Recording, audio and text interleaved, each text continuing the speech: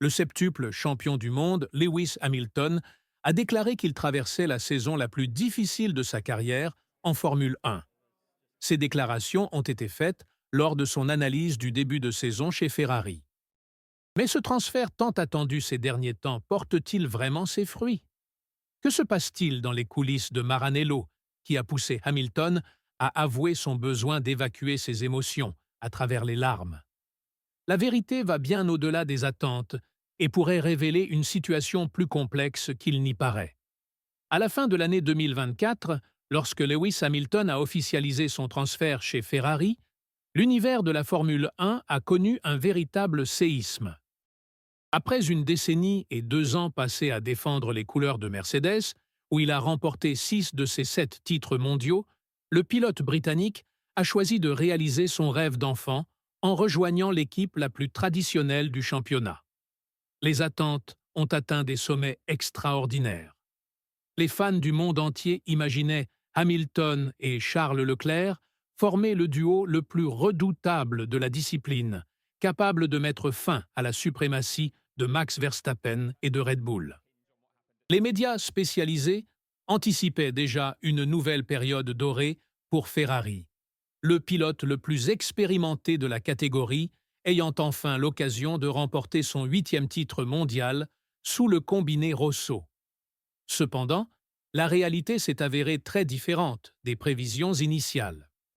Hamilton a lui-même déclaré que cette saison avait été la plus éprouvante de sa carrière, non seulement en raison des courses elles-mêmes, mais surtout à cause de la pression liée à l'intégration d'une nouvelle mentalité professionnelle.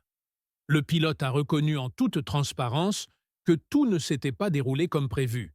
Le processus d'adaptation n'a pas été harmonieux sur tous les fronts et s'est avéré être un véritable combat. Cette honnêteté crue soulève une question pertinente. Ferrari était-elle vraiment prête à accueillir un concurrent de l'envergure de Hamilton? Les données révèlent un récit à la fois fascinant et inquiétant.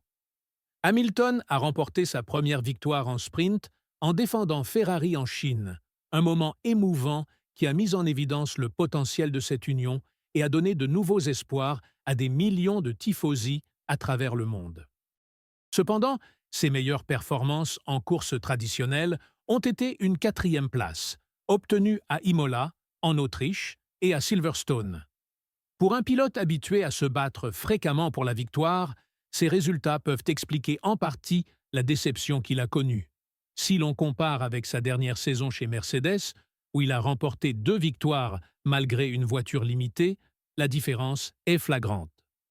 Ce qui ressort le plus dans les propos de Hamilton, c'est la franchise implacable avec laquelle il examine la situation.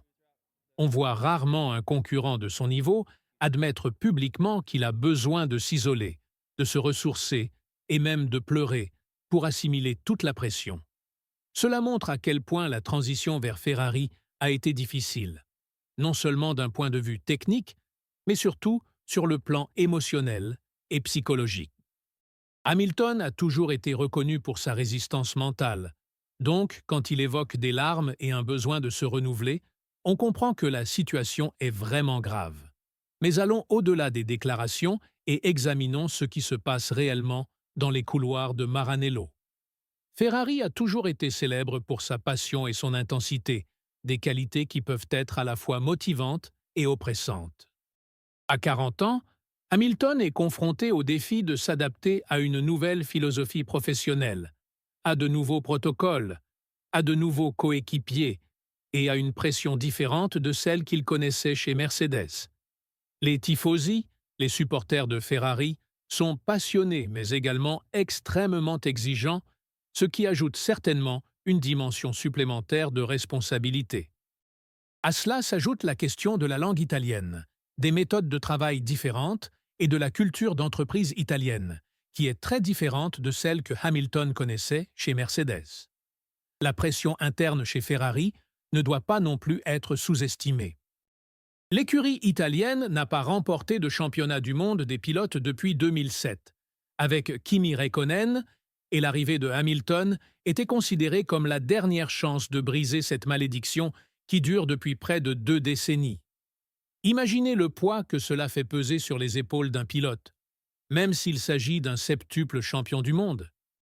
Chaque course sans podium, chaque occasion manquée, chaque dixième de seconde supplémentaire au chronomètre est amplifiée par la presse italienne et les attentes de millions d'admirateurs à travers le monde. Cependant, Hamilton a également clairement indiqué que sa passion pour le projet Ferrari restait inchangée. Il a évoqué l'amour qu'il ressent lorsqu'il porte le maillot rouge, la confiance qu'il accorde à l'équipe et sa volonté de contribuer tant sur la piste qu'en dehors.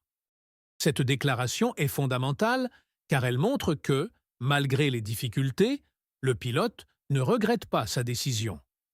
En fait, c'est peut-être précisément l'état d'esprit dont il a besoin pour surmonter les obstacles actuels. Hamilton a toujours été un pilote qui se renforce face aux difficultés, et c'est peut-être une nouvelle occasion pour lui de démontrer sa grandeur. La pause estivale arrive à un moment crucial. Hamilton a besoin de cette pause non seulement pour se reposer physiquement, mais surtout pour digérer émotionnellement tout ce qu'il a vécu. Il a lui-même reconnu qu'il souhaitait passer du temps avec ses enfants, rire, se détendre et même se permettre de pleurer si nécessaire. Cette vulnérabilité est impressionnante de la part de l'un des plus grands champions de l'histoire. Elle montre que derrière le casque et la combinaison rouge se cache un être humain confronté à une pression énorme et à des attentes presque impossibles à satisfaire. La deuxième moitié de la saison sera déterminante pour savoir si le transfert de Hamilton chez Ferrari était vraiment une bonne décision.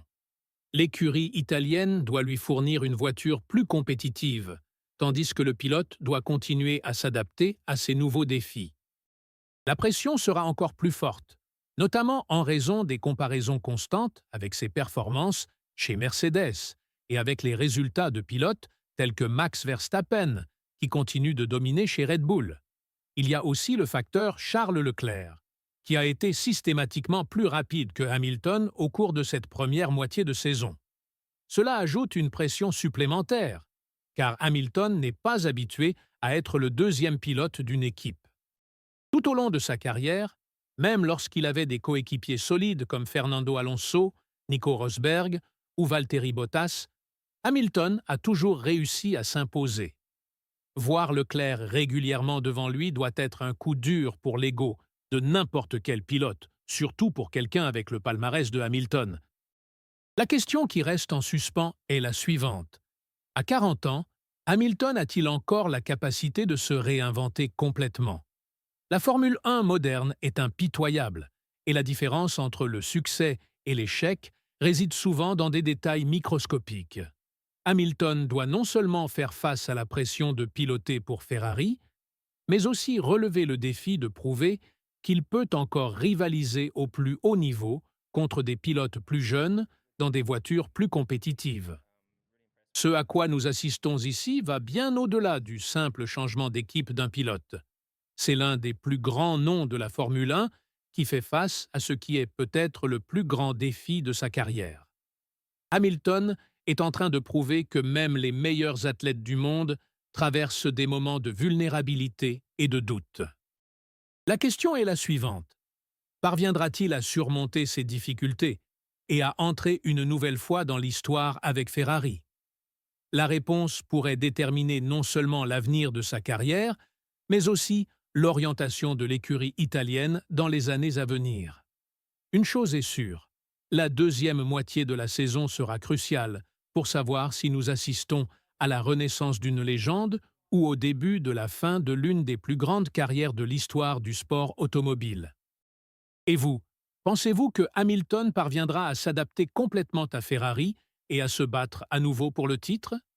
Donnez votre avis dans les commentaires et n'oubliez pas de vous abonner à la chaîne pour ne rien manquer de l'actualité de la Formule 1.